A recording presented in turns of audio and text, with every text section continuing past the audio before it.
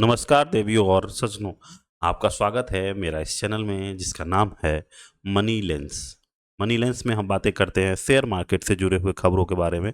तो चलिए शुरू करते हैं। आज का एपिसोड काफ़ी इम्पोर्टेंट होने वाला है क्योंकि आज हम बात करेंगे रेमंड लिमिटेड का जो आज डीमर्ज्ड हुआ है उसके बारे में। अचानक आप देखे होंगे कि आपका अगर शेयर लिए हुए थे अचानक से 60% नीचे खुला है।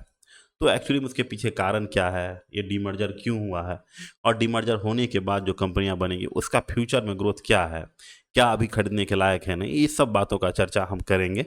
लेकिन उससे पहले थोड़ा देर अब बाजार के भाव पे हम चले जाते हैं। बाजार जो है हमारा आज थोड़ा सा ऊपर चढ़ा है, यानी 0.36 ऊपर चढ़ के अब देखिए एक तरह से 24,666 रुपये बंद हुआ है।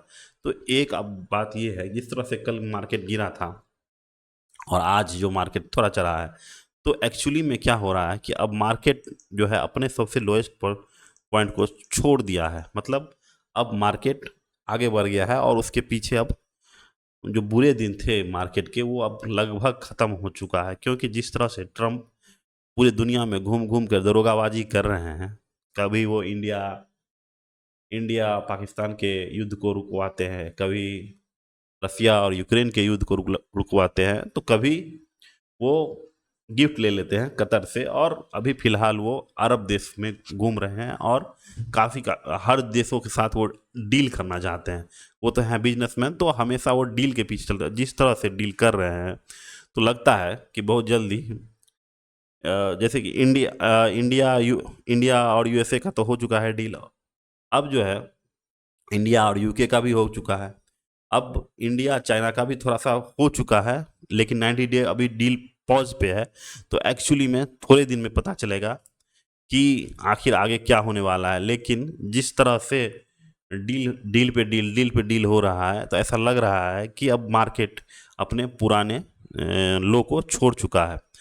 और जिस तरह से आप देखिएगा चाइना के साथ डील होने के बाद मार्केट में काफ़ी उछाल है। यूएसए का मार्केट में देखिएगा आज एनवीडिया, टेस्ला, ये सब शेयरों में भारी सब जो है 2-4% ऊपर चढ़ा है। इसके पीछे कारण यही है कि डील सब जगह हो रहा है और जो टैरिफ जो था वो लगातार कम होते जा रहा है। तो एक ये बात है और यही चीज़ का प्रभाव हमारे देश के हमारे शेयर मार्केट में भी पड़ेगा। क्योंकि अगर यूएसए का मार्केट ऊपर चढ़ता है तो इंडिया का भी मार्केट ऊपर चढ़ेगा ही।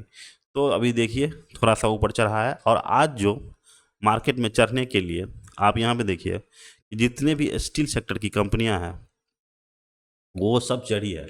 क्योंकि देखिए स्टील सेक्टर होती है सिक्लिकल सेक्टर, और जैसे ही कल आप देखे होंगे, कल के हम वीडियो में बताए थे कि मार्केट में इन्फ्लेशन लगातार कम होते जा रहा है, तो रेट कट का हमेशा चांस है। तो ये जो स्टील की सेक्टर की कंपनियां होती हैं, जब रेट कट होती है तब ये लोग अच्छा प्रदर्शन करती है। और एक बात जानिए कि रेट कट हो जाने के कारण चाइना में भी स्टील का कंजम्पशन अच्छा होगा।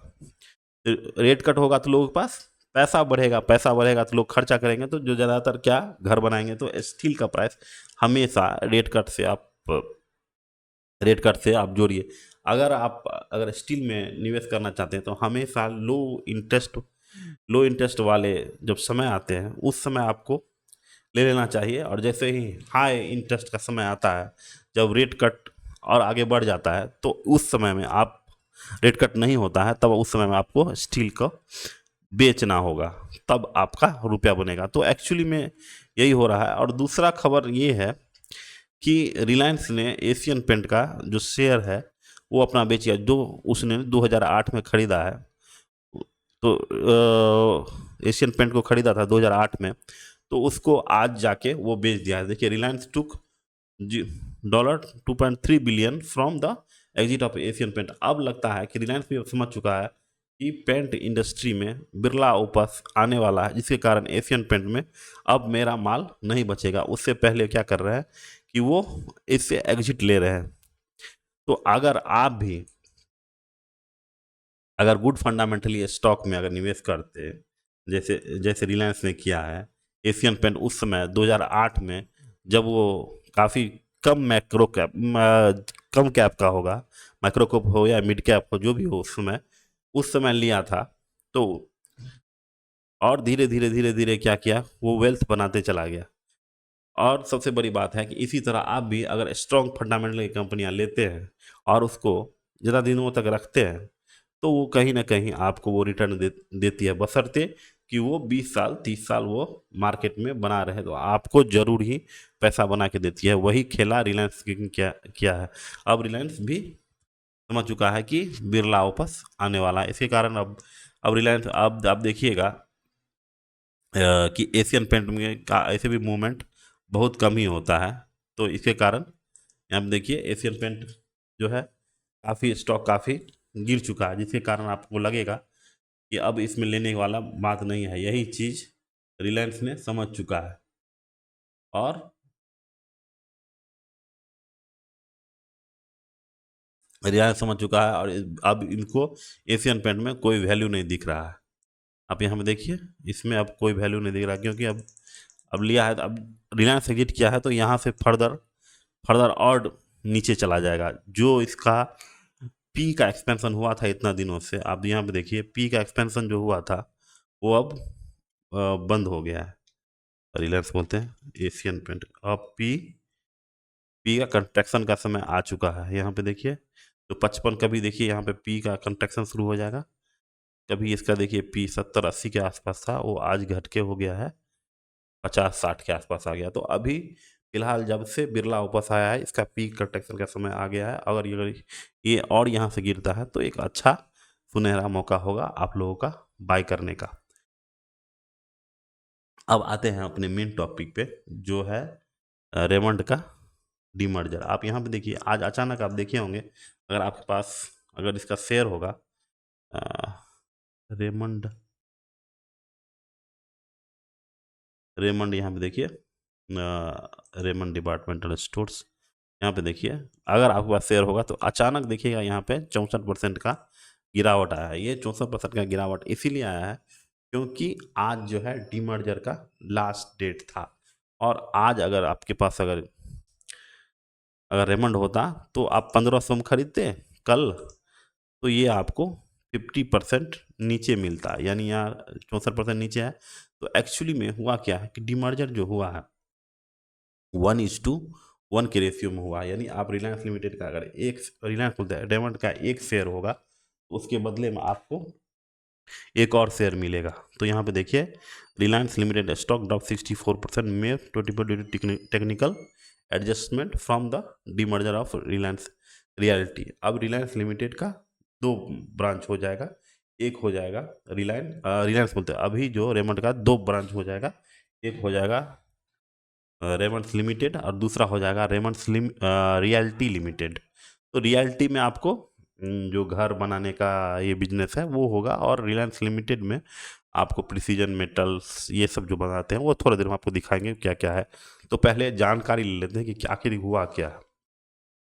तो देखिए 1:1 शेयर में डिवाइड हुआ, यानी अगर रिलायंस लिमिटेड का एक शेयर है, कल तक अगर एक शेयर था तो वो आपको एक और शेयर देगा। लेकिन वो एक शेयर कब मिलेगा? वो एक शेयर आज नहीं तो आज नहीं आ जाएगा, उसको आने का समय है सितंबर में। आप यहाँ देखिए Raymonds Realty stock is expected to be listed by the September quarter 2026 के सितंबर क्वार्टर में आपको रिलायंस रियल्टी का शेयर मिलेगा।